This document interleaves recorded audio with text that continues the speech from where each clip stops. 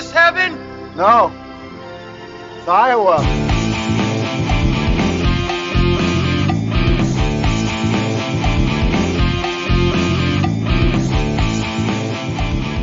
Ben, what happened? I thought we had a guest this week. What's going on?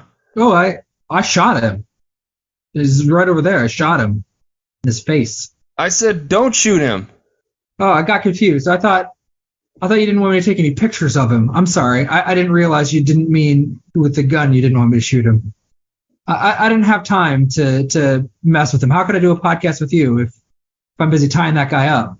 I shouldn't have left him with you. Yeah, it is your fault, man. You know what I do. That's your bad. All right, we're talking Devil in a Blue Dress on the Pot of Dreams. Woohoo!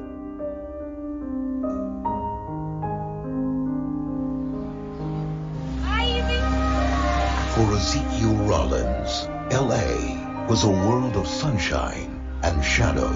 Hey, Easy, how you doing, baby? Junior, take Easy on upstairs. Black and white. We got no work here. Sorry, fella. My name's not fella. My name is Ezekiel Rollins. So here you need a job. What kind of work you do? I'm just looking for somebody. Daphne Monet. Fiancée of Todd Carter. She's been gone 2 weeks. See, Daphne has a predilection for the company of Negroes. He thought he knew how to play the game. Any of y'all seen a white girl by the name of Dahlia, Delia, something like that? Her name is Daphne. You can't get none of that tonight. You know her? Until he stepped into a world. Why don't you tell me about your friend Daphne? Colored woman ain't good enough for you no more, Hines. Where there are no rules. Why are you arresting me? Now, what time did you leave Greta James' house this morning? What is going on? She's not going to be waking up, Ezekiel. He's looking for a woman no one wants found. Was there anyone with you? A young lady named Daphne Monet, perhaps? The incumbent mayor, the chief of police, close personal friends of mine. Then they can help us find her. No, they can't. And getting in deeper than he ever expected. This is Daphne Monet. You're looking for me. I don't know if I should think of you as a friend or as a private dick. Surrounded by lies. You can trust me, Mr. Rollins. I am the next mayor, and luckily for you, a friend of the Negro. Seduced by power. Unless I give the cops a killer by tomorrow morning, I'm going to jail. Easy Rollins is searching. Not very smart talking about Mr. Carter's business. There's too much going on for me to give a damn about what you think is smart. For the truth. Who killed her? I don't know. Don't lie to me! Start up my car, keep it hot, I'm coming out fast. Let's go! Get her. No, don't shoot her. We going to the police. Yeah, why don't you scream, huh? From the Academy Award-winning producers of Philadelphia and The Silence of the Lambs, Academy Award winner Denzel Washington, Devil in a Blue Dress, a Carl Franklin film. Welcome, everybody, to the Pot of Dreams, your favorite movie podcast. If you listen, we will pod. This is Ben and Eric talking a 90s noir, neo-noir. Is it? I have think questions you call it a about what's neo-noir. what. I just we need to get into that. Yeah, there was a run of these there. movies in the 90s for a while. Like, we're going to recreate the noirs of the 40s and 50s. And I'll just say full stop. I love every one of those movies. It's like a genre made for me. But anyways. Correct. I figure. Yes, indeed. We're talking Devil in Blue. I picked this movie. I had never seen it before. It's one that just sort of slipped by me. I don't know how or why. I guess we were in the younger age. This movie came out in 95, so I was 13, maybe wasn't heading out to as many rated R movies as I could. And it wasn't like a gigantic hit or anything. It's actually kind of interesting if you compare this to LA Confidential. A little bit of racism, maybe, why this wasn't a big hit and LA Confidential was. Maybe, yeah, I don't know. I mean, what was it? Braveheart was the movie that won the Best Picture that year. I'm trying to think of what else came out in 95. Sure, that'd be fine. I mean, yeah, this is. I kept thinking of LA Confidential quite a lot when watching this movie. I mean, it didn't even make its budget in box office. It cost $27 million and made 22. So yeah, I don't have. I mean, I wasn't plugged into the movie scene really in '95, but I have no memory of this being mentioned or at all as a whereas big time LA movie. Confidential comes out in '97. It had a budget of $35 million and made $126 million. Yeah, it wasn't. LA Confidential was all over the place. I mean, 2 years later, it was a gigantic hit. Very similar setting. I think 50s for LA Confidential. This is in the late 40s. Yeah, 48. Yep. Very. Only real difference is the color of the skin of the main actors in the movie. I think is maybe a big difference. I mean, the plot's obviously different, but I don't know. Maybe a little bit of Hollywood racism there as to why one movie was a big hit. So you think those movies are? You think this is every bit as good as LA Confidential? Like it's as worthy. I was going to get in a hot take that I think this is maybe even better than LA Confidential. Okay, interesting. Okay, but that gives away sort of how I felt about this movie. Well, I could tell. Again, there's always a giveaway. I said let's get into this movie before we started recording. There was no grimace. There's no twinge of pain on your face. There was a little giddy up to your step. But you had a little story. So this is actually what I'm most interested in talking about tonight. Is I had never seen it before when I introduced this movie last week. You said it was your first rated R experience, but you didn't have a whole lot of memories of it. Did this jar anything loose watching this? Only two. First of all, I'd totally forgotten the 40s setting. I don't know. I thought I remembered it being modern times. Clearly, my memory is faulty. Only two things came back to me, and one was the scene where he's hitting the marble with the hammer. That I was like, oh yeah, that's visceral. I was like, oh, it makes sense that's what I remember, because that was him yelling and Denzel Washington is smashing this countertop with a hammer. It's like, oh wow. And the other one was strangely, after he's driving, I'm trying to think if he's driving to the cabin, or I remember where he gets kind of attacked and he survives, but he's driving and he kind of like nods off for a second, and I remember being confused, like, wait, is he falling asleep? What's going on? It's like a half second. I remember that sticking with me when I was younger. But otherwise, I almost completely blocked it out. And it's weird because I had to watch it with my mom. I don't know why she picked this movie. I'm going to have to ask her why. Did she rent it? Or like? Yeah, we rented it. We watched it at home. It was a VHS. Because there's a lot of stuff that I clearly didn't get at the time. I don't know how she explained it, or if it just didn't sync, or I blocked it out because it was too awkward. All possibilities.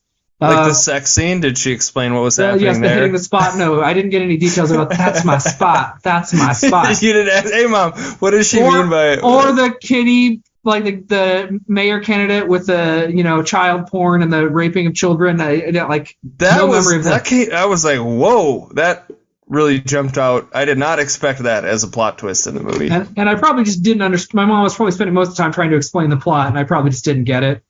Because there's a lot that happens, and it goes by for class. The plot isn't that complicated, really, but at 11, I didn't really get everything that was going on. It's a little confusing. I actually wanted to kind of go through it because I don't know if I'm 100% clear on exactly what happened. I have a couple of and all these points. LA Confidentials like that too. Every time I love it, and I finish it, I'm like, wait, what happened? Like who did what? Like all of these noir movies, that's always my reaction to it. But sure, they're kind of notorious for having complicated, weird plots. That's part of the fun. There's one called The Big Sleep, which literally doesn't make sense and has gaping plot hole, but people love it just because the vibes and the setting, the feeling is really fun. Like Chinatown is kind of one of those, like, wait, so she's her sister and her cousin or something? Like father. It's my father. That's my husband. Right. My father, my husband, whatever. Yeah. Yes, as she's getting slapped by Jack Nicholson. Yeah. But then also how that has anything to do with the whole water thing is also... It doesn't. It's just more of the LA is just fucked up and incestuous and gross, basically. Underneath all the glitz and glamour is a bunch of seedy nastiness. According to this movie, super racist. So, well, that's no shock. That's my favorite part about this movie was the end, where it's like this, and I think it didn't get enough credit for it at the time, but the whole idea of this like working class black neighborhood in Los Angeles and how like the policing and the city policies kind of like wipe that out, like he alludes to it a little bit. He's reading the paper, I think, at the end, and he's talking about new police policies or something like that. And then the mayoral race is like obviously a big backdrop to this story. But like I find that like super interesting. You take this noir story about crime and about, I guess, finding a lost woman is really what it's about. But then, like I said, you mix in the child porn, the sort of blackmailing and all that. But at the backdrop, there's this like idea of just black families trying to work and live in a suburban LA neighborhood, and that sort of all changing in the 40s and 50s into segregation and all that. So I don't know. Yeah. I found that really interesting. I agree. So the plot is mostly boilerplate to me. Really, like it's fine. I don't hate it or have problems with it, but it doesn't excite me. I'm not like super invested. It's more the setting, the time, the place, and yes, the way they build in just the subtle racial differences. This is California, so there's no formal segregation, right? It's not a legal policy. It's not like black people can't live here according to the code, but there's a color line. There's clearly different rules for people if they're black versus if they're white. And it culminates, of course, with the guy ultimately. They can't have a nightclub, right? Like that's, the nightclub's got to be hidden upstairs. Right, and they have to steal the booze. They're basically still bootlegging, even though booze is legal. They all have to live in a certain neighborhood. They have to live separately. It's still like the racism runs rampant, even though, hey, we're progressive California, but they're not really that progressive. The zoning policies are incredibly racist. Other people have written about, that's, I think, what he's reading in the newspaper is like zoning laws or something like that for black families. They're changing or whatever. Yeah, maybe. But no, that's part of what works is you get all these great locales and culture that, I don't think probably was seen on film very much, certainly in the 90s, and probably still isn't that much now. But it was like, they have hopping clubs despite the fact they're not supposed to have them. They had swinging clubs. They were having fun. They were living life. They were making a living. And it's just palpable. I don't know, at the time, the place. And it dives into the tropes in a fun way. You've got Tom Sizemore and his ridiculous trench coat thing. Tom Sizemore is unbelievable in this movie. Oh, he's a first-rate scuzzbag. It's pretty great. What does he say? The one guy, I want to see the inside of your brains or something like that? Like, what the fuck? Insane. He just comes in completely on cocaine and amazing stuff. All-time Tom Sizemore. Yeah, not the very first scene we meet him, but when he's at the dock and he's like, I didn't even know what to make, and I still don't know what to make of that scene. He's just crazy, really. But he's got the gun on the guy from Des Moines, Iowa, or at least the woman is from Des Moines. Nice the woman is from Des Moines. I wanted to bring that up. Yeah, she was of course. Des Moines, yeah. And he puts the gun on the guy and is suck his dick and is just full on insane. And Denzel Washington is, of course, he's gonna do it. He's really gonna do it. Yeah. Yeah, just one of those lunatics who just likes messing with people deeply. I also loved when he goes into Easy Rawlings' house and he takes out his whiskey and drinks it and then he spits. He's like, God, that's some cheap shit. And he leaves. Such a dick-ass thing to do. Yeah. It's great. Yeah, it is. No, he's a great scuzzbag. This is the setting, the place, the ambiance, and also the performances are why this movie really works. And the plot goes along. And it's fine, but it's those reasons why I loved watching this movie. Not so much what happens, but watching it happen is the fun part. Yeah, I think Ebert, who gave it a positive review, said, I like the movie without being caught up in it. I like the period, the tone, and look more than the story, which I never really cared too much about. So it's boilerplate. Exactly what you said. Yeah. It's boilerplate noir. So which is fine. That's not a problem. I don't care. I don't need I could watch a movie like this, once a week, and would be totally happy. I know you could. I was watching this. I was like, I'm glad Eric picked a movie he needed a get right movie. After the stuff you've been forced to trudge through, needed to perk you up and watch a movie that's just right in the other, and that's good. Yeah, we got that. Let's dive into the plot a little bit. To me, it's pretty simple, I guess. Ultimately, it seems complicated in the way it's presented, but the gist is. You got this. So Denzel loses his job and he needs money. Yes, and the bartender because he needs money. Yeah. He's desperate. And he goes along, and then he's at some point, I don't know, halfway through the movie, he's like, "All right, I'm done just trying to get by. I'm going to figure out what's going on. I'm going to figure out exactly who's doing what and why I'm being used." And so he ends up unraveling this plot, which involves a mayoral race in which one of the mayors is a pedophile. The other mayor candidate has a woman that he loves who's technically black. And that's his big bugaboo. They found pictures. It's like they're both trying to blackmail each other. One for having a wife we're going to have a wife who's not white, in quotes, and the other one is going to be a pedophile. And so they're trying to get those pictures. Mostly everybody's trying to get the pictures for various reasons. Well, the woman, Jennifer Beals, has the pictures, right? I don't know how. Do we learn? She doesn't have them anymore, so or she knows where they were or knows where they are. She knows that Daphne, the woman who's killed early on, that's my spot. Right. No, Daphne is Jennifer Beals. Okay, got it. Okay, Yeah, she knew where it was. Cordella's the one that she's the one that gets killed. Cordella. Okay, so Daphne. Oh gosh, I'm gonna mix up the names. But that's my spot. The guy. The one thing that the movie needed to make Coretta. That's Coretta. Coretta. There we go. Coretta. So Coretta was the one who knew where it was. Coretta was supposed to. She knew where Daphne was.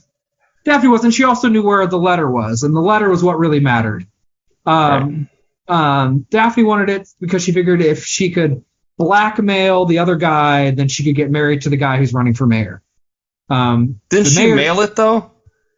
Didn't Coretta was supposed to do the delivery? Coretta was doing deliveries. That's how she got involved, and she saw what was going on, and she was trying to get a slice of the action. Coretta was, and then ended up getting killed. And here's one of the 2 points that I'm not sure on. Who killed Coretta? Was it? I assume Tom Sizemore. Okay. No. No. I think so. But then at some point it's ambiguous if the guy who runs the bar did it. He was supposed to just rough her up. And he gets accused of killing. Right, yeah, because he knew where she was. You're right, yeah. He was supposed to at least rough her up. So his version was that he just beat her up and didn't kill her. And then Tom Sizemore found out and killed her. And I didn't know because it's not super important. But the fact that guy is killed, if he murdered her, you feel a little less bad about him getting killed. But if not, his shooting is a little more of a bummer. But I didn't know. It seemed a little ambiguous to me. I mean, maybe deliberately so. Because he was pleading his innocence as he was driving to the cabin. He's like, I don't know who told you that. I didn't kill her. It wasn't me. Right, because what you're saying, later Don Cheadle kills him because he was laughing. That's the thing we did in the bit at the beginning. Don Cheadle he's a psychopath in this movie too. Like correct. He's off his fucking rocker. Absolutely. My one complaint about this movie is there's not enough Don Cheadle. And I don't know if I missed it, but like he just sort of appears out of thin air in this movie. He just shows up at his house. He calls and leaves a message. So he lives in Houston, I think, or Houston, I think, one of the big cities in Texas. And apparently he and Don Cheadle, so Denzel Washington and Don Cheadle was there, Denzel Washington was there when Don Cheadle killed the guy. Easy was there. Right. He has a flashback to it or whatever. Right. Here's my thought is that it was one of the books, because this is based off of a book series, that there's like a whole book on Cheadle's character, and it's just like a slight reference to like their first adventure together. But in the movie, it's like he calls this dude, and then Cheadle shows up just out of nowhere, and is just in the movie. He calls and leaves a message for his girl, and then he arrives. But he just like literally just appears into the movie like halfway through it. I mean, or maybe more than halfway through the movie. Yeah. He's introduced very late. I mean, we get a reference to him, but yeah, we don't meet until it's towards the end of the second act. It's late. I mean, his performance is great. As written, I think I got enough of that character. I mean, he's a lunatic. I got that he's a lunatic. I didn't need him to kill more people. It's like Doc Holliday. He comes in as Doc Holliday kind of in the movie. That was sort of. I know we're hitting Tombstone land for you, and you love that movie. I don't know. Isn't Doc Holliday a little smart? He's crazy, but isn't he a little more smart? Doesn't he pick his battles a little better? But he's also a drunk and a degenerate. Well, sure, and so is Don Cheadle in this movie. But yeah, he seems to not be as judicious about what's going on. He doesn't seem quite as plugged in. But he's also crucial. Without Don Cheadle, Easy would have been dead. Denzel Washington character would have died twice, probably, at least. When the bootlegger shows up and when they confront Tom Sizemore at the cabin. I don't think without his buddy he's going to make it through that. Oh yeah, encounter. Yeah. So he needs his lunatic friend. But yeah, it was just ambiguous to me about who actually killed her. Everybody else is Tom Sizemore, but her is like who killed her? Was it that guy? I think Joplin or Joppy ran the bar. Wasn't really sure. And I asked him, why did Denzel Washington get fired? It feels like. I think the guy says there's not enough work for him, and then he's like, "Well, you don't say that to the white people, the white dudes out here working." And then I think later doesn't someone say if you had just begged instead of saying that, you would have kept your job? Okay. I didn't get that. That was the line I missed. I'm not doing that anymore. It was a little racial, I think. No, I prejudice. figured it was racist. I just didn't know if there was a little more specifics. It was the begged line I didn't really hear. It was like if he had said or done, didn't hear it first when I watched it. What he could have done differently to keep his job. But those are the 2 points. Otherwise, I mean, I think it all makes sense ultimately. And I guess Daphne drives away because she's scared. Why does she drive away from the scene with the guy who's dead? You know, when he's trying to deliver the letter, or Delilah, whatever. Yeah, I don't know. Feared her life. She just takes off, and it makes it seem like she. You mean in the end of the movie? No, in the middle. Like he meets her in the bar or in the hotel, and she's like, "Can you drive me to, Todd Carter, the mayor, guy's running for mayor's house?" He's like, "Why don't you drive yourself, or he can come pick you up?" He's like, "Well, I need you to take me somewhere else first, and we need to make a stop along the way." And they pull into somebody's house, and they find the dead guy. Who had the letters at one point. And then she peels away as he's looking at the dead body. Well, I was confused at that scene. Is like, whose car did she take? Like, I thought at first, like, oh shit, now Denzel's gonna have to walk, but she must have had a car there. That's where her car was. I was confused by the car. I was confused by that he did too. have to walk, and they just didn't show it because they just don't want to show him walking. But no, he then drove to his house because the movie only, I think, takes place over the course of like one full night and then into like the next day, or maybe 2 full days. It's like one night into the next day and then the next night. Because he pulls up to his house after driving home and it's like daylight. And that's when the cops cost him. Like, where were you last night? Were you at this guy's house? And he said, he was with Coretta and then we get 3 nights. Home. Yes, you're right. It's 3 nights. And that's when they take him in. Right. First night where he goes to the club and has sex with Cornelia or whatever, and then next night is he goes and meets the woman and drives back during daylight, and then the next night is when he confronts him at the cabin. But yes. No, I think it's that morning. He leaves Coretta's house. Doesn't he leave her house because they're all sleeping? And then goes to where Daphne was and meets her. That's the next night. That's later that night. It is because he has the conversation with Tom Sizemore. It doesn't matter. Before that, he's like, "Meet me at this pier," and that's at night. And that's after he's gone to the club and gotten the fake information about where the guy is. And then I just remember thinking at some point, he's like, "Man, that's a long night." Sure. He's got to be. He does drive home, he's and the got to sun be really is still strung up. out because he's like hungover and has gotten no sleep over. He probably doesn't look haggard enough, really, given that he's like probably had 2 days straight where he's almost not slept at all, and he keeps getting like hit on the head and like fighting people and almost killed. But yeah, I mean, I think it's 3 nights, but it doesn't matter. Yeah, it's quick. How often that happens, but no, it doesn't really matter. I mean, it's such a from the cars and the music and just the way it looks, it's just always amazing how sometimes Hollywood can at least, and I don't know that it's historically accurate, but it can really create the vibes of a different era. It feels like it is. It feels like it definitely feels right. And I was thinking too, like why don't they make movies like this now? And if they did, it would all be CGI, and it would look like shit. It wouldn't look real at all. CGI and that's sucks. what frustrates me watching this. The opening sequence where he's just like walking through the street and there's cars coming and everybody's like, "Hey, Zeke," or whatever, or Easy or whatever his name is. Ezekiel, right? So they call him. Yep, that's right. Yeah. And I was like, wow, that looks so accurate to the time. Like, super LA noir is what was the vibes I got. And like, man, if they made this now, it would just look like trash. Yeah, that's true. Did you ever play the video game LA Noir? No, I never did. I've heard about it, but no, I never played. Did you? Was it fun? It's great. Seems like a game made just for you. One of my favorite games of all time. It was super glitchy though. That was one of the problems. Is like one of those early, like the technology didn't match the ambition. Yeah, and so it was really glitchy. But like a lot of those Fallout games have that problem. I haven't played any of those either, but they could be really glitchy. And you try to do a really big, expansive game, and it's going to be a lot of bugs that just didn't get worked out.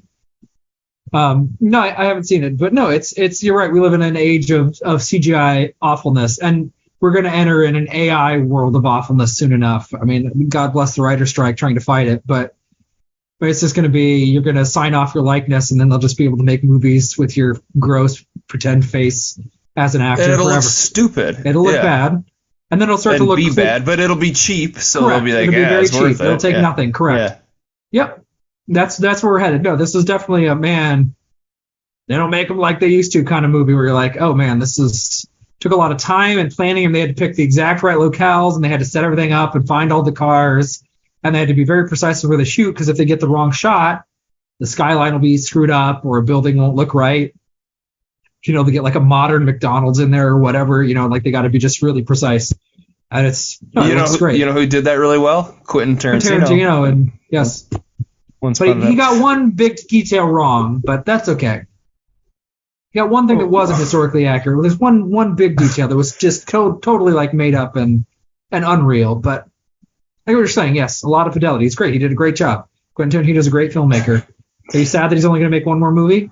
As an aside. I am. I read a quote today from Samuel L. Jackson, who was like something like, I hope he still thinks of me as one of his muses and is willing to write a black character in his movie this time, because I think he was like, what, and you made up this whole thing about the Mansons, you can't have one black character in this movie, and he's kind of got a point. I mean, correct. He didn't actually care about making things accurate in the end. I mean, why, if Samuel Jackson is sitting there and is like, dude, I will be in any movie you make, don't you write a role for like Samuel Jackson? Like, just do it. Like, what is wrong with you? You think, a guy that has been crucial to a good chunk of your movies. I mean, you can't imagine Pulp Fiction without Samuel Jackson. I can't imagine Jackie Brown without it. I can't imagine Hateful Eight, but that's just one of Tarantino's probably worst 2 or 3 movies. But yeah, no, he was definitely a huge part of Quentin Tarantino's coming of age as a filmmaker. But yeah, whatever. Actually, now that I think of it, Samuel Jackson would have been great in this movie. Find some way to put him in this movie. He would have been amazing. Sure. There were a lot of great black parts in this movie. That's pretty much all it was, and then just a lot of shitty white characters mostly. So I mean, we did LA Confidential on this podcast. Do you have a favorite between the two, or is LA Confidential just like far and away better than this? That you think? See, this is, I like different things from them. So to me, like, if you're really wanting me to parse this, I actually like the writing better in LA Confidential. Like, in terms of the script and the themes, I like it a little bit better. But in terms of acting and ambiance and setting, I like this one better, and just general vibes. I really liked. I mean, the one thing about this movie is I wish they would have steered into Denzel Washington Easy's moral ambiguity a little bit more. He's pretty much unquestionably a hero in terms of like how it's structured the film and the ending, but there are a couple of things where it's like, okay, maybe he's not totally great. First of all, he has sex with his buddy's girlfriend while he's in the other room, and he never tells his buddy about it, and he lets his friend believe that his girlfriend wouldn't cheat on him falsely, obviously. After she dies, after she's murdered later that night. Indirectly. Yeah. Well, sort of. She might have gotten snuffed either way, but yeah, it doesn't give it. So there's that's really kind of he's the reason that they made the connection, right, between Coretta and Daphne is totally because of Denzel. Yeah, you could be right. It absolutely could be his fault. So there's that, and then the bar owner. I mean, if he didn't kill Coretta, then because he brought his crazy friend on, that guy's dead. Yeah, well, Cheadle did that. He was clearly like, "What are you doing?" But he's totally right. It's like, why'd you shoot him? I told you not to shoot him. Well, I didn't shoot him. I choked him. Character is. He knows who he is, though. He is morally culpable, at least a little bit, because Dutch just told right. You left him with me. You know who the guy am. I kill people. You know that. This isn't a mystery. Denzel Washington. Yeah, if you didn't want him dead, you shouldn't have left him with me. So he's a little bit responsible. I could have let him go or do something, but like, and he's a little bit like, hey, if you've got a friend that's a lunatic, are you responsible? He has a little bit of that questioning, but in the end, it's undoubtedly like, I'm happy. I'm paying my mortgage. Well, yeah, he was also trying to get paid. I mean, that was part of his whole thing. It's of course. I'm going to milk these people. Like when he talks to the guy, the mayor candidate who he dropped out, right? But then Todd Carter, I think. Yeah. Yeah. He was like, wow, $1,000 or whatever. Sure, that's fine. So he was negotiating this, like he was trying to make money. I don't care about him making money off of rich white dudes. That's fine. That's not morally ambiguous in any context, really. It's he Like, well, he's supposed to be like a war hero too. Like, I mean, come on now. Like, he's supposed to be a hero. You don't want him to be a hero. You want him to be like a bad guy. Well, as the script, as the script is written, he's not unquestionably a hero. To me, there is some moral ambiguity there. There's a little contrast. We see him again cheat on his buddy's girlfriend, maybe lead to her death, and cause the death of another character. And what's more, I kept thinking, like, so the mayor candidate ties up all the stuff with the police. The cops leave him alone. That's great. That makes sense. But he went into the bar and held a gun on the bar owner's head in front of everybody, and they all know who he is. They know who Easy is. He was a regular at that bar. He wasn't like just some random person. Yeah. He pulls the guy out there, and that guy ends up dead or missing. Are there going to be some people who are like, okay, you held that guy out to a gun. We don't know what happened. Easy might need to hang out at a different bar, maybe. Like, people are going to think, you killed that guy. You are a piece of shit. So to me, it's there in the script. I mean, get rid of the cheating and get rid of him getting that guy killed who maybe wasn't deserving of being killed, and it'd be a little easier to say, oh yes, he's just a unquestionably great guy. But what I liked at the end was, like, obviously there weren't any sequels to this, but we set the stage like, okay, he's now going to be a private detective, and like, more movies of this would have been great. I would have loved a sequel to this. You could have done whatever you wanted at that point. Like, you set up his character. You don't have to really continue any other storyline. You can have him do anything. I mean, they could do it now. They could make it one That's now. True. Like, that's true. Set he's it just in older the 70s and reference the stuff he's done. You could just, all the years of being a private detective and like. No, he could be retired now, and they're like, who do we got? We got to get Easy. He's the only one who can figure this out. Be great. Sure. Absolutely be great. And it made me think of Shaft. Have you ever seen the movie Shaft? The original, not the Samuel Jackson? No, I have not. Not the Samuel Jackson remake, the original with Richard Roundtree. It made me think of that, too, because that character is a private detective, and he works with the cops begrudgingly, but he doesn't work with gangs. He's this kind of independent, tough guy who figures shit out and toes the line. And I was like, oh, yeah, this guy could, become Shaft in 20 years. Like, because it's set in 1948. Shaft is 1970. It made me think of that. And we should watch Shaft or some movie of the 70s blaxploitation era stuff, because there's some really great stuff there. I have gaps there. I watched Trouble Man. You ever heard of that one? No, I've not. Watched a bit of that. But Superfly's great. There are a bunch that I haven't seen. I mean, the Dolomite movies. I haven't seen any of those. I haven't seen those. Those are like fun because they're so bad, I think. But okay.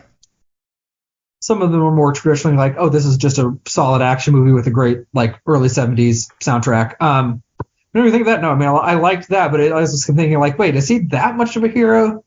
I'm glad he got paid. Great. He got to the bottom of this. The pedophile isn't going to be mayor. That's good. But he might have got a couple people killed, and he kind of used his buddy in this process for his own selfish gain. His buddy, who was very much not rich. But that's all. I mean, that's not like a major qualm or anything. It's just a little bit. But Carl Franklin, it seems like he's the director of this movie, done like mostly TV recently. Oh, he did a movie called One False Move before this. I've never seen that. It has Bill Paxton in it. Okay. Apparently that's written by Billy Bob Thornton, which is funny. He did a movie called Out of Time, which is like an action movie with Denzel Washington. But that's really it. And then he's just done a bunch of TV. That's weird. I think this was he's well directed. Good director. Why would he only do? I mean, what TV series did he do? Like, he's done episodes of House of Cards. Oh, okay. All sorts. Like, you could probably go through the whole list of weird things he's directed. But let's see here. Mindhunter. A lot Ray of crime Donovan. stuff. Yeah, Okay. The Leftovers. Okay. The Fair, Homeland. Just like he seems like he's just like working, as a hired director. Yeah. But why wouldn't he get other guys? A couple episodes here and there of these different shows. But I guess if the movies don't make money, that's all studios care about it. Yeah, this was a bomb. I mean, this is like a big bomb. It doesn't matter if people liked it. I guess that's the biggest problem. You didn't make money. They're gonna look for a reason to say no thanks. Sorry. No more directing gigs for you. He did a movie called One True Thing After Devil in a Blue Dress, which has like Meryl Streep and Renee Zellweger in it. Well, that sounds legit. Okay. Yeah, it seems like a career woman reassesses her parents' lives after she's forced to care for her cancer-stricken mother. Real heartwarming film. It sounds like. Well, that's a gear shift.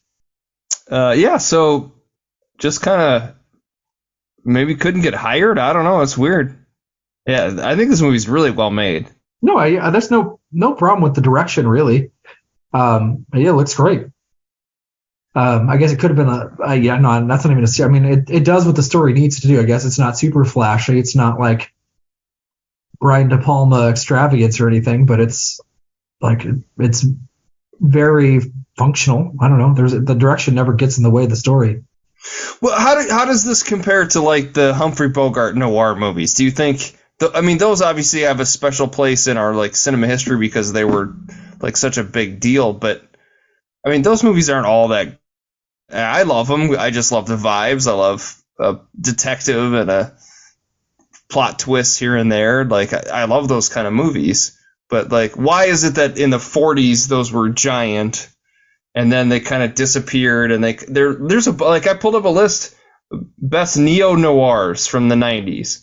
Like it has Seven as the best one. Is that would you consider that a neo noir? Vaguely. That's close enough. I mean, that's fine. Let's just include it. King of New York. I love that movie. I've never seen it. Christopher Walken's insane. No, sure. Fargo's like a noir. Sort of. Definitely. Yeah, sort of. Those are more different. I mean, this is like classical noir. Like this is set in LA, set in 48. It hits all the tropes. You even get the voiceover. I knew I shouldn't have taken that job right at the beginning. I knew my instincts were screaming to stop, but I needed money. You even get that right at the front end. And Fargo's a bit different. Never seen The Grifters. Lost Highway. I've never seen that either. You would hate Lost Highway. Lost Highway is David Lynch, and it's insane. We've never done a Lynch movie. They don't make any sense. I just can't imagine you liking them, and they don't make any sense. Number 6 is Devil in a Blue Dress, which is what we did. And then at Deep Cover, Basic Instinct, LA Confidential, and Memento. So like, those are great movies. So what is it? Neo just because it's like new? It's like a new version of it. Is that why it's a neo-noir? I think that's just something they do. I think it's a label people. Well, there's probably a whole bunch of just assume it's like, okay, noirs were done for a long time. Like they were really popular in the late 40s, which some say is like people were really cynical in post-war America about things and suspicious and not trustworthy, and then communism, and so everybody's just kind of paranoid, and those seem to land more after the glitz and the glamour of like the 30s. But I think it's just like, hey, we haven't done noirs, and then people bring them back. They come back, and so now we're calling them neo-noirs because they seem to kind of fit. Got the crime, got a protagonist who's flawed. I don't know. Some of those are. Do you really think of Fargo as a noir film? Yeah, I mean it's a crime movie. If any crime movie makes it noir, Yeah, but that's too broad of a that's too broad of a definition. I think Big Lebowski is more noirish than. I thought of Big Lebowski a lot watching Fargo. This movie too. Yeah. This would be like it's in LA. He's gets sort of caught in the middle of these sort of people keep showing up at his house and fucking with him. Although it's like instead of an idiot as the protagonist, you actually have a smart, capable person. Like that's the biggest difference. Lebowski, who doesn't know anything that's going on, versus, But yeah, there's money. He's trying to find the money, exchange the money. Like there's power, right? Blackmail and pictures and all these parties involved. Kidnapping. And he just wants to sit at his house. He wants drinking his whiskey. Rug. Yeah. He just wants to sit at his house sipping whiskey. That's all he wants. But he's got to get a little more active and know what's going on a little better first. No, I thought about those. I thought about LA Confidential and Big Lebowski more than any other movies when I was watching this. Actually, I was like, this is the non-comic, smart protagonist version of Big Lebowski. Like this guy, his ending, like Big Lebowski, does it end with? Does he go bowling? How's Lebowski end? Is it bowling or is he at his apartment? He's like he just wants to bowl, and Denzel Washington, he just wants to sit with his friend at his house. He just likes pulling up to his house and saying, "This is my house," and knowing it's his. What was with the guy trying to cut down the trees? That made no sense to me. What the fuck was that? I was so confused by that. Like, is that a thing? Too. People try to cut, like, because he's like, yeah, I'm trying to cut my trees down. Like, why is this dude just cutting people's trees down? I don't understand it. I have no idea. I mean, he clearly had mental health issues, I think, and everybody just tolerated his weirdness. What's the point of that? Like, yeah, there's probably something going on there that we just didn't. I don't know. Yeah, I don't get what his deal was. I don't know what he's trying to do. But yeah, that was true. That didn't make any sense to me. I have no explanation. But yeah, I love that. Like he owned his own home. He got a mortgage, like all the white folks. Like I love that aspect of his character. Yeah, that was just wanted his house. Yep, that's it. It also so Denzel at that time, so 95. He's probably what, like 40. Maybe 35. So he's like, I don't think he's young enough for the role in this movie, because like why would that guy be single, owning his own house at his age? Like, it's a little weird. I don't know. It would have made more sense if he was like 25. Oh, I suppose he was in France. He was at the war. So yeah. Right. So That's true. That makes sense, people, actually. He's like didn't want the commitment when he was younger, and he's like, I'm going. He was I might die. Yeah, at Normandy or whatever, and fought in World War II for 10 years, 5 years or whatever it was. Yeah, well, 10 years he's really got in the war early, but yes. Sure. But yeah, I didn't find it that implausible, and I think it's clear they also didn't want to deal with the implications of him having like a wife and kid at home. Like that would have changed the scenes quite a bit. But he didn't have a girlfriend or anything? Like, no, but no attachments? He got some apparently on the regular. I don't know. Yeah, because he's at the bar and like everybody knows him and is like, oh, he's out and about. Yeah. Yeah, I don't know. I just think that the story is like, we don't want to deal with that. I mean, he's got to be, and it's not very noirish to have like a family. That's usually not a noir trope. You usually have a jaded single guy is usually who it is. When you think like where would you rank Denzel as an actor? Do you think he's an all-time great? He's like a Hall of Fame actor, right? Sure, yes. What is that? I mean, what should I say? He sucks. I don't know. It's our first Denzel Washington movie that we've done, I think. He's clearly excellent. I mean, he makes a lot of this movie work, and a lot of it is him. Again, it's not the writing that made me super interested in what was happening. It was his performance and his charisma that carried it a lot. He when he starts getting mad, and that worked. Like all the scenes work when he's trying to get the guy mad. What is it, Johnny Green or whatever his name is? Is like, I need to talk to Johnny Green. You know who that is. I need to have a word with it. Like, that works. When he's angry and smashing a bar with a hammer, it works. He can make the little bits of emotional nuance that creep in. There's not a ton here, but a spot here and there, a look. He very good. So his 1990s. Well, I'll skip. So have you seen Ricochet? That movie is fucking bonkers. I've never seen Ricochet, no. So from Malcolm X in 92, he does Much Ado About Nothing. I've never seen that. Apparently that's good. Pelican Brief. Movie? Yeah. So from 93, Pelican Brief, Philadelphia, Crimson Tide, Virtuosity, Devil in a Blue Dress. Like, that's from 93 to 95. Like, those are some pretty stellar movies. Wins an Oscar in there, right? No, he didn't win for Philadelphia, right? No, he won for Glory. He win Glory in like 89. Yeah. And then he won Training Day, and then Fences. Did I get it right? Did he not win? I don't think he won for Fences. Okay. I think he's only got the one Oscar. Didn't he win for both Glory and one best? Supporting and then actor. Yeah. Got it. Okay.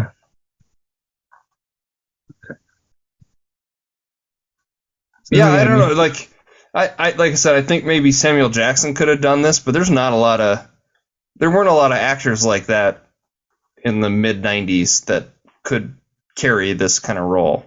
No, I mean he was. Black actors. There weren't a lot of black male actors. He was the black that were like lead big stars. for a couple of decades, basically, and he still is. I mean, I've not seen the Equalizer movies, but I'm sure they're eminently watchable. Have you seen any of those? There's at least two of them. I've seen the first one. The first one's pretty good. Yeah, he just fucks guys up over and over again. Yeah. Sure, I'm sure it seems like standard action fare, just fine. Like John Wick, yeah. Sure, yeah, he's a tough guy, beats up shitty people. I'm sure he's fun to watch in it and makes an otherwise kind of bland movie work. No, he's great. I don't know. I mean, Training Day is incredible. He's got a lot of different kinds of roles too. He sometimes plays characters that aren't great. Fences is one where he plays a guy who's kind of shitty. And he doesn't always do the same. He does always kind of play himself, though. That's my one complaint about Denzel. He doesn't transform enough, you don't think? Yeah, like George Clooney. I like George Clooney a lot, but he's always George Clooney, you know? I think Denzel Washington's better than George Clooney, but I see what you're saying. Oh, yeah, he's a better actor than George Clooney, for sure. What's Flight? Is that... Yeah, Flight. He's a different kind of guy, and he's a piece of shit. You know, he's a drunk and whatnot. He ends up in jail at the end of the movie. Yeah, I mean, see, George Clooney is like one note. Like, to me, he's always one note. And see, Denzel Washington might be playing himself, but he's got this big range of himself, different versions of himself if you want. Like, he can go all over. George Clooney's like, hi, I'm handsome George Clooney. Michael Clayton, George Clooney's kind of different. That's probably his best performance, but... Okay. I don't know. I guess I don't have a whole lot else to say about Devil in a Blue Dress. Highly recommend it. If you haven't seen it, check it out. It's on Amazon Prime. Really liked it. It's not boring at all. It's fun. It's exciting. Looks great. The plot's a little... Do you have a rating that you'd like to give to this movie? I guess probably like 4.5. I just can't give it the extra half star because it didn't take me to the absolute moon, I guess. But, I mean, it flew by. I enjoyed every step of the way. And yeah, the fact that the plot was just it's fine. Like, we hit all the beats. Like, we're gonna do a noir, and we're set in the 40s. Star black actor. We're gonna cover the Black LA in 1948. Good stuff. Are you 5 stars, I assume? Yeah, I think it's 5 stars for me. I'm sort of with you. It's like it's either 4.5 or 5. The more we've talked about it, I'm thinking maybe it's more 4.5. But I also think I was like LA Confidential, 5 star. Absolutely. And I don't know why that is and this isn't.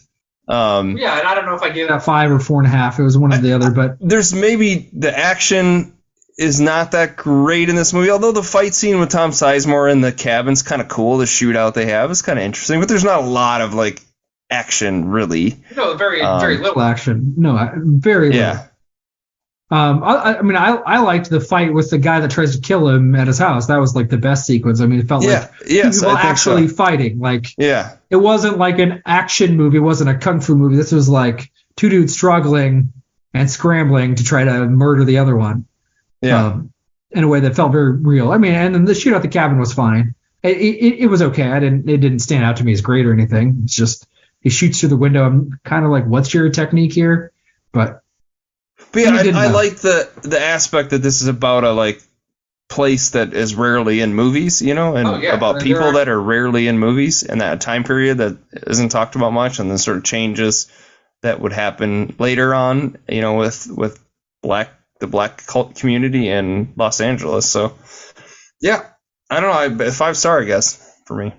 Sure, that's excellent. Makes sense.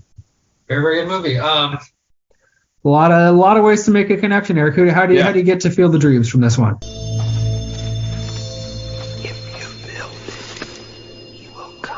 So I started with, his name is Terry Kinney, and he plays the mayoral candidate who's trying to find Daphne.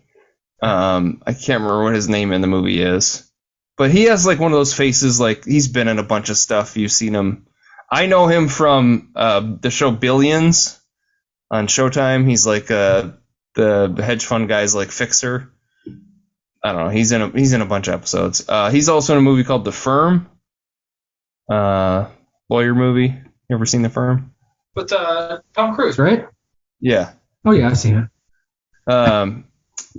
Janine Triplehorn is in that. She's like an all-timer for me in the 90s. Boy, she was in a lot of great stuff, and she was really great. Waterworld. Have you ever seen Waterworld? Oh, I have. A long time ago. Yes, I've seen it. But she's in a movie, Basic Instinct. You ever see that movie? No, that's one I need to visit. I've never seen it. I know of the famous beaver shot. That movie changed me. Holy shit. Oh, well, it sounds like an awakening movie for you. It definitely was, yeah. Okay, congrats.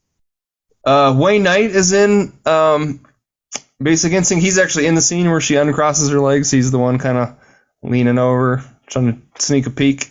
Okay. Newman from Seinfeld. Sure, I know. And Dotson from Jurassic Park. Nedry in Jurassic Park. Oh, yes. Nedry. I'm going to go get some Dotson. I need some salt. I have a lot of sugar. I need some salt. We got Dotson here. We got Dotson here. See, nobody cares. Nobody cares.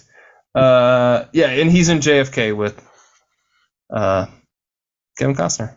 You're all extinct. All right. Awesome. I went with a guy named Albert Hall, who has a side role as one of Denzel Washington's friends. I don't even remember what else he does. I think he's just in a bar scene. But Albert Hall plays Odell, and Albert Hall is the manager of the Cubs in Rookie of the Year. Have you ever seen Rookie of the Year, Eric? I don't. Is that where the kid breaks his arm and then he can throw really fast? Yes, he becomes a pitcher for the Chicago Cubs. I don't think I've ever watched it. No. I have spent many times considering watching it for this podcast. I'm not doing it today. I figured you've had too much of a rough run. But sometime I wonder if it's an early 90s sports movie. I think I'd hate it. No, you wouldn't hate it, but you'd be like, this is a kid's movie and this is dumb and childish. So, not for me. Wasn't there one in that time where a kid, he became the manager of the Twins? Yeah, that's Little Big League. Yep. Oh, okay. His like grandfather is like the owner or something, and his grandfather dies, and he gets to manage the Twins. Yep, we could do that one sometime too. I remember liking that. Yeah, what's Jack with Lemmon. kids being in professional baseball? Is they just thought that worked, or that was a phase in the early 90s? I don't know, and early mid 90s, where like kids like sports, they like to imagine themselves as pro athletes. Let's just lean into that like fantasy for kids and make money. I don't know, but a lot of people in Rookie of the Year. I'm going with Daniel Stern, who you'll know him as Marv in the Bandits. The Home Alone movies. He's one of those comedic actors that he's a big reason why I think Rookie of the Year is actually funny. At least I used to. It's been a long time since I've seen it. He plays like a trainer or something like that. And he has this crazy his physical regime. Some people like ice. Some people like heat for their muscles afterwards. His technique is hot ice. That it's so stupid. It doesn't make any sense. But anyway, not icy hot. No, it is icy hot. I think somebody at some point points that out to him, and then he's like flabbergasted that icy hot's a real thing. So he's just kind of an idiot in that movie. But he's the lead in a movie called Bushwhacked. Have you ever seen Bushwhacked? Mm-mm. He's like a criminal in that movie, and he's on the run, and he has to pretend to be like a Boy Scout. Dead? No, he's alive. I think he's alive. He's like not been in anything forever. His time passed. He was in a lot of movies as a comedy actor for the most part. City Slickers, Home Alone. Oh yeah, Bushwhacked. City Slickers for sure. Yeah. A few other stuff, and he had in the 80s. I think he had some serious roles and stuff too. But that would be weird seeing him show up and like be super serious. That would be kind of hard to. Yeah, no, I mean, I think he just got typecast as a comedic actor, and he milked that while he could, and then moved on. But he's the lead in Bushwhacked. Again, it's another comedy. He's a criminal, has to manage a troop of Boy Scouts to try to run from the cops, and also some other criminals that want to kill him. So one of the killers is a guy named. Plot. Oh, it's nonsense. It's just a silly comedy premise, but. One of the FBI guys is named Agent John Polito, who you'll know as the private detective in Big Lebowski, the one that shows up. Oh, yeah. And then he's in a bunch of Coen brother movies. That guy. Yeah, he's like a big character in a ton of movies. He's always around. He's rarely like a lead. He's just below Daniel Stern in this, but he was in a movie called, which I had never heard of before this, called The Last Shot, which is a comedy movie from 2004 starring Alec Baldwin and Matthew Broderick. It's got a pretty stacked cast. Toni Collette's in it. Callista Flockhart, who was, I think, probably a much bigger name in 2004 post Ally McBeal. But Ray Liotta's in that with him, and Ray Liotta's I've seen Field Trips. So I always love kind of finding random movies that I never knew existed. I've never heard of this Last Shot movie, but. All right, Eric, it's time to play Guess That Movie. I'm going to give you 5 clues, Eric. Oh, I like the little intro. Hello, ladies. I'm going to give Eric 5 clues. He's got to guess that movie within 5 clues. He gets 1 guess, and if he fails, he's going to get dumped with a bucket of slime, and we're going to call him a loser. So, all right, Eric, clue number 1, always the same one, 1981. This year this movie came out, 1981. Okay. All right. Assume that didn't do anything for you. Before I was alive. Just barely. But hey, your older brother was around. He knew, You might have seen this movie. So clue number 2. Part of this movie is narrated by Orson Welles. Narrated by Orson Welles. Does that help? Is this the Transformers movie? No. No, it is not Transformers. No, he does a voice in that, right? Correct. Okay. Correct. And it is not Transformers. I'm glad that you knew that. It's one of his last roles. Oh, I watched the shit out of that movie. Oh, I love that movie as a kid. I've not seen it since probably 1987, but yes, or 88 or something, in the late 80s. So it's been a very long time. I also watched the crap out of that movie. But no, it's not that movie. Not gonna redo that one. So okay, Orson Welles narrates. What do I want to do for clue number 3? I think I'm gonna get to that anecdote here. Here it is. All right. So this was a scene that was removed from the final cut of the film. It referred to the 3 Mile Island accident, and in it I had a father and a mother made up to look like half a dog and half a cat as a result of a nuclear meltdown, but the audience was seriously chilled and didn't laugh, so I left it out. That was the director of this movie speaking about a scene that didn't make the final cut of this movie. Does that help you at all? Because it referenced the 3 Mile Island accident? Yep. Mm-hmm. Huh. Doesn't help me, no. Okay. Clue number 4. I'm going to try to get a little hotter here. A sequel to this movie came out in 2023 as a television series. It's a sequel, but it's not a movie sequel. It's a in this series. 2023, this year? Correct. A TV series which is a sequel to the movie. Yeah, and the title of the series is an obvious thing. It's not even ambiguous. I mean, if I said the title of the series, it would make it very obvious what the first movie is. Can you give me what, like, is it on Netflix? What streaming service? Would that be too much of a No, that's hint? fine. I've got to look, but I'm not sure. Let's see here. Hulu. It's on Hulu. If that helps. Fatal Attraction? Nope. Oh. Okay. Nope, not Fatal Attraction. That's like late 80s. All right, so this is, I mean, without actually saying, it's probably about as. Do you want the name of the director? Would that be? If it's somebody I may You'll know. have heard of the director. It's Mel Brooks is the director. Oh, A History of the World? Part 1. Yep. Yeah. I actually watched most of the show on Hulu. Okay. I think I've seen the movie. It's been a very long time, but I have never seen it. I mean, I've seen a good chunk of Mel Brooks, but this is one of the blind spots. I thought about High Anxiety, but I decided I'd rather watch this one. So we're going to revisit History of the World Part 1. I'll be curious. It's comedy. You mentioned missing boner comedies a while ago when we talked about Mallrats. I kind of miss the out-and-out absurdist comedy. We don't get a ton of those either, just wall-to-wall insanity. It's like a parody of history is what it is. Basically, yeah. And I decided, that over.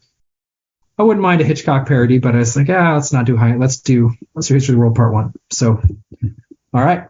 I hope you don't hate it, Eric. I'm not doing it to torture you. I don't know what your do you like Mel Brooks generally, or does the stuff not work for you? I like Spaceballs a lot. Young Frankenstein, I've seen it. I didn't connect with it, but I think I probably need to rewatch it. And that was like a college movie that college friends really liked, and I was like, I don't know if I'm connecting with this when I was 20 years old or whatever. Okay. Got it. Okay. Well, I mean, I'm a big Gene Wilder fan, and just the Frankenstein. That's Mel Brooks, right? Young Frankenstein. Oh yeah. That's one of his. Yeah, okay. I mean, History of the World Part 1 is probably nobody's favorite Mel Brooks movie. It's probably not even in his top 5 or whatever. But I haven't seen it. I want to watch it. This is an excuse to watch it. I hope it's not torturous for you, Eric. No, I quite liked the History of the World Part 2, the Hulu show. I mean, it's like half-hour just little skits about history that are sometimes funny, sometimes they aren't that funny. I think that's probably what this is going to be like. We're going to get chunks of history, and some bits will laugh, and some will be like, yeah. They aren't all winners, but at least giggle a few times is good enough for me. Okay. All right. Awesome. Well, we're going to talk about History of the World Part 1 next week. On the Pot of Dreams, everybody. Is it streaming anywhere as of this no, recording? you gotta pay for it. Sorry. Okay. Sorry. No, it's okay. Just curious. Sometimes for I the start with listeners, like if they want to follow along, you know. Yeah, no, that's probably good. Sometimes I start with like what's available to stream and is there something I want to watch. And sometimes I'm like, I just want to watch this and I'm willing to show up. Yeah, no, it's fine. I was just curious. All right. All right. Thanks for listening. Bye, everybody.